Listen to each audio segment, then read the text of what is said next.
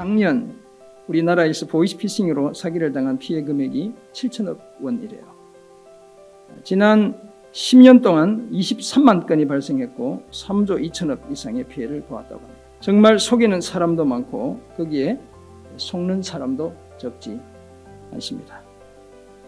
그런데 성경도 믿을 수 없는 사실을 진짜라고 말하는 경우가 종종 있죠. 그래서 예수 처음 믿는 사람은 일단 창세기부터 믿겨지지가 잘 않아요.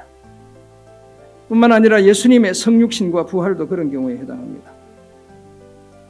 더구나 오늘 본문 마가복음 16장 1절에서 13절도 예수님의 부활이 참 믿기 힘든 사실이었음을 밝히고 있어요. 천사들로부터 예수님의 부활을 전해들은 여자들도 막달라 마리아로부터 예수님의 부활에 관한 소식을 들은 예수님과 함께했던 그 사람들도, 걸어서 시골로 가던 두 제자도 다 부활을 제대로 믿지 못했죠. 하지만 역설적이게도 부활에 대한 사람들의 반응을 솔직하게 기록한 마가복음의 진술이 오히려 예수님의 부활이 역사적이며 엄청난 사건임을 증명하고 있습니다.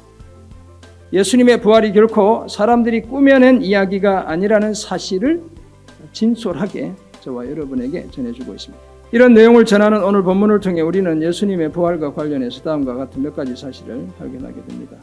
먼저 사람들은 주님의 부활을 전혀 예상하지 못했습니다. 따라서 예수님이 부활했다는 그 사실, 그 소식을 들은 사람들은 놀라움과 불신으로 반응하게 되었습니다. 이런 사실은 오늘 본문 곳곳에서 발견할 수 있습니다. 그만큼 예수님의 부활이 믿기 어려운 소식이었기 때문이죠. 하지만 그럼에도 불구하고 사람들의 반응이 어땠던지를 불문하고 예수님의 부활은 역사적인 사실입니다. 괜히 사람들을 속여야 할 이유가 전혀 없는 겁니다. 더구나 이 부활은 우리 삶의 평화를 가져다 줄 뿐 아니라 기쁨과 능력의 원천이기도 합니다. 새로운 삶을 시작하게 하는 우리 삶의 원동력이 되는 것이죠. 그러므로 예수님의 부활을 믿는 우리는 부활하신 예수님을 확실히 경배해야 합니다. 뿐만 아니라 부활하신 그 주님을 증거하며 살아가야 합니다. 그래야 사망과 어둠에 갇힌 영혼들을 생명과 빛의 세계로 인도해 낼 수 있습니다. 이제 역사적인 사건인 예수님의 부활이 주는 기쁨과 능력을 가지고 부활의 증인의 삶을 힘쓰는 저와 여러분 모두가 되시기를 주님의 이름으로 축원합니다.